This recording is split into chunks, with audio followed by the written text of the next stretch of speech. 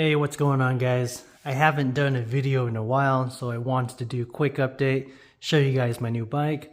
This is my 2023 Kawasaki Ninja 400. I ended up selling my Honda CRF 300L. That was an awesome dual sport, just really fun learning how to ride off-road, hitting the trails. But ultimately I wanted something a little more commuter friendly. You know, the CRF 300L had a top speed of about 84 miles per hour, and it just wasn't the most comfortable bike on the highway. So did a ton of research. I wasn't looking for a ton of power, just something fun to ride, comfortable commuter, and I ended up with this 23 Ninja 400, and I absolutely love it. This is the Pearl Blizzard White. Let me give you guys a quick walk around of the bike here. For the 23, normally they come with some color changing decals from purple to blue along some of the fenders. I ended up removing all of that, so now she's just all white. It looks a lot cleaner in my opinion. I also ended up removing the rim tape around the wheels. So normally there's a bluish purple rim tape around the wheels. Now it's just all gloss black, and it looks really good. I absolutely love this bike. As far as specs are concerned, I believe it's about 45 horsepower, so almost double the Honda CRF 300L. And she has about 27 foot-pounds of torque, so plenty of power, plenty of speed. Tops out at about 120 miles per hour. I won't be going anywhere near that fast, but it's nice. It's nice to have. She's got plenty of passing power on the highway when needed. As far as the rear is concerned, this is the 150/70 R17 tire, plenty wide. I'm happy with the width of it. On previous generations, like the 250 and the 300, they came with really dinky 130 wide tires, and they just looked really small. So now it looks like a proper sports bike. Very happy with that. Go left side of the bike and a shot of the front. I do have a new windscreen, a little higher from Zero Gravity. We went with the Corsa, so I'll show you guys what that looks like on the bike. Just to give you a little bit more, it's a double bubble, so gives you a little bit more wind protection when riding on the highway. As far as phone mounting solutions, I ended up using what I had on my CRF 300L.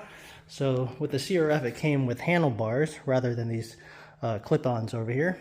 But there was a limited amount of space on the left side handlebar where I just used my existing rock form mount, and it works really well actually.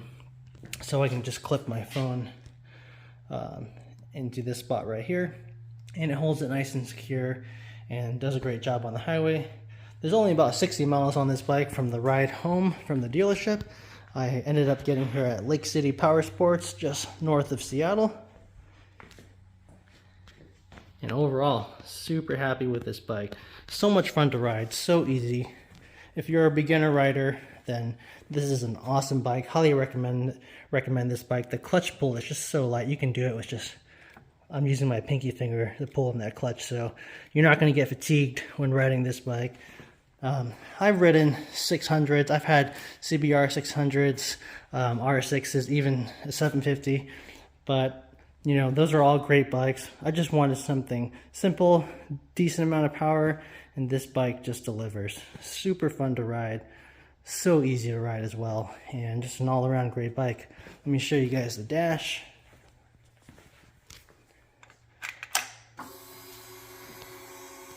So nice modern dash display. I love the giant tachometer right in the center. You got your miles per hour over here.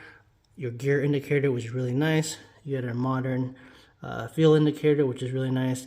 Some of these older bikes, they just have a light that comes on, but it's nice seeing a full-on gauge there. You got your temperature, your miles, your range, and just all your indicator lights over here.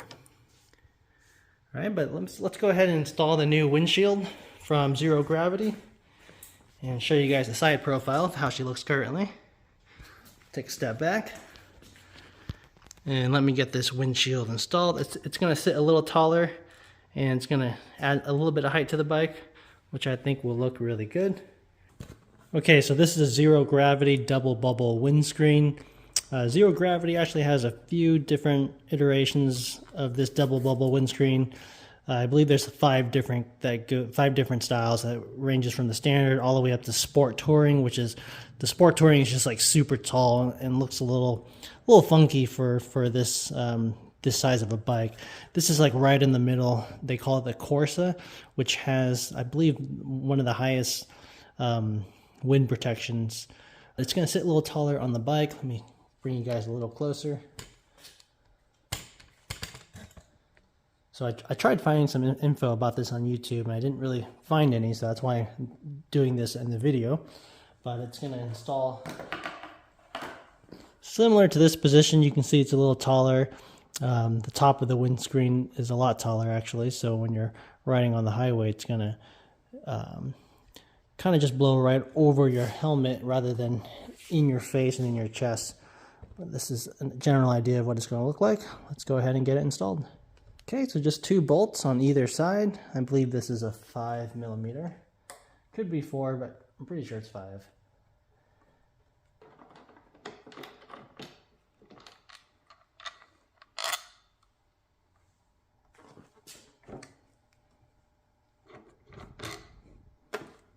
Okay, that comes off, and just support the windscreen so it doesn't fall. Also, Zero Gravity will supply you with these rubber padding gaskets, whatever you want to call it, for you to position on the bike before installing your new windscreen to cut down on any vibration issues. Okay, so with the 2 rubber gaskets installed, just reinstall your existing hardware, so the windscreen, your mirror on top, and then those 2 bolts that you removed earlier.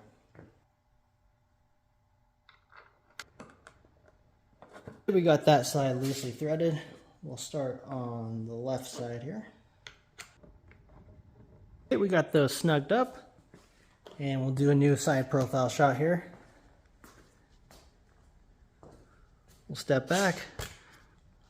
Again, this is a Zero Gravity Corsa windscreen. Offers a good amount more wind protection than the stock. Overall, I think it looks really good. You can see the windscreen gave it a little bit additional height, which kind of gives the appearance of the bike's a little taller than it actually is, but I do really like that. I went with the light smoke rather than the dark smoke. I was thinking about even going clear, but I'm actually really quite happy with the light smoke. You can see it a little better, and just gives the really clean lines to the bike. Really happy with that. So maybe I'll do a little before and after side profile shot of how she looks, so you guys get a better idea of the difference between stock and the new Zero Gravity.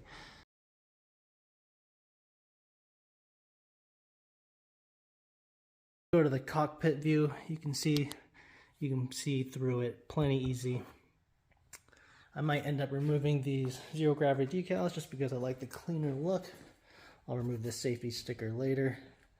Here you go, quick and easy install, and the bike is looking really good. Front shot.